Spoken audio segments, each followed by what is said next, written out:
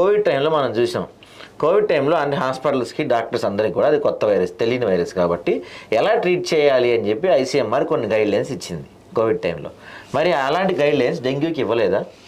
Dengue కూడా ఉందండి. మరి యాంటీబయాటిక్స్ ఎందుకు డాక్టర్స్ ఇంజెక్ట్ చేస్తున్నారు? ఐసీఎంఆర్ చెప్పలేదు. ఐసీఎంఆర్ అని కాదు, డబ్ల్యూహెచ్ఓ గైడ్లైన్స్లో కూడా ఎక్కడ కూడా యాంటీబయాటిక్స్ అనేది నో రోల్. ఓకే.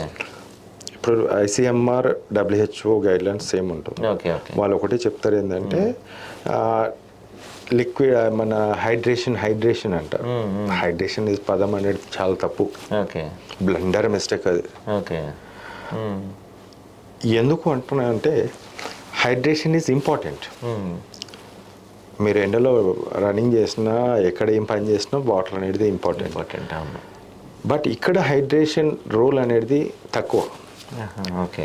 ఇక్కడ ప్రోటీన్ గివింగ్ అని చెప్తారు కదా ఆ టైంలో. లేదు, ద మెయిన్ కాజ్ ఏంటంటే ప్రోటీన్ అనేది virus it self is a protein. Okay. Virus అనేది మీరు టైప్ చేయండి, it's a protein. Okay. Virus అనే చెత్త 1000 లక్షల కోట్లు వైరస్ తయారవుతుంది బాడీలో. ఓకే. ఎక్కడి నుంచి తయారవుతుంది? ఆ వైరస్ తయారవడానికి ఆ ప్రోటీన్ ఎక్కడి నుంచి తీసుకుంటుంది?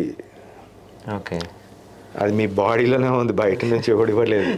మీ బాడీలో ఒక వైరస్ అనేది 1 కిలోనో 2 కిలోల వైరస్ అనేది తయారవుతే ఆ కిలో అనే వైరస్ అవుతుందో మీ బాడీలో ఫస్ట్ లివర్ని అటాక్ చేస్తుంది.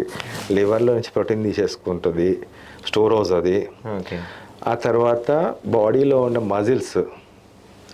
మజిల్స్ని అటాక్ చేస్తుంది.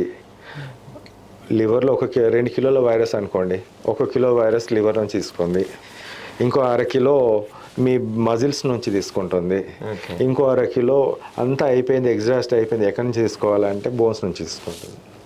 ఇవన్నీ కూడా మీకు సింబాలిక్గా కనిపించే హెపటైటిస్,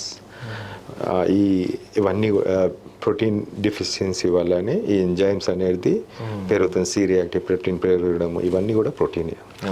సెకండ్, వీక్నెస్, బాడీ వీక్నెస్కి కారణం loss of protein. Joint bones problem అంతా కూడా రావడం loss of protein. Hypotension, తల తిరుగుతుందండి, గిడ్డినెస్ ఉంది, కూర్చోలేకపోతున్నా అన్న పరిస్థితి రావడానికి కారణం protein.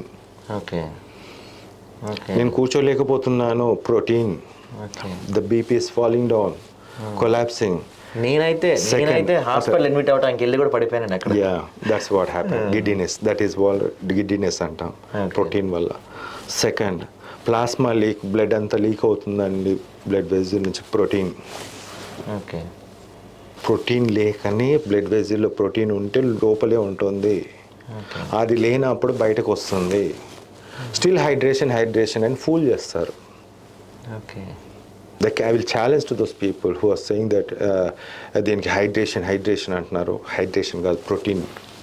Give the protein, they will improve. అది చేయకుండా కార్పొరేట్ హాస్పిటల్స్ మిగతా అన్నీ కూడా ఒక పిచ్చి మూఢత్వం ప్రోటోకాల్ని పాటిస్తూ ఈ విధంగా చేస్తాం. ఈరోజు నేను కోవిడ్కి ఆన్సర్ చెప్తున్నాను, 4 డేస్లో చెప్పాను కూడా, ఐసీఎంఆర్లో పెట్టిన. నాకు తెలిసి ప్రపంచంలో ఒక్కడు కూడా పెట్టి ఉంటాడు అసలు ఈ 4 డేస్ లోపల ట్రీట్మెంట్ అనేది, పాజిటివ్ నుంచి నెగిటివ్. అది కూడా ఆర్టీపీసీఆర్ రిపోర్ట్స్. ట్విట్టర్లో లైవ్ 10 కేసులు పెట్టా, ప్రూవ్ చేసిన విత్ ఎవిడెన్స్. డెంగ్యూలో ప్లేట్లెట్స్ ఇమ్మీడియట్గా నెక్స్ట్ 12 నుంచి 24 గంటల లోపల పెరుగుతాయి అంతే. డైట్ ఫాలోగా, మెడిసిన్స్ వాడు. చికెన్ గోనియాలో నా కేసెస్కి ట్రీట్మెంట్ తర్వాత 24 అవర్స్లో ఫీవర్ పోతుంది.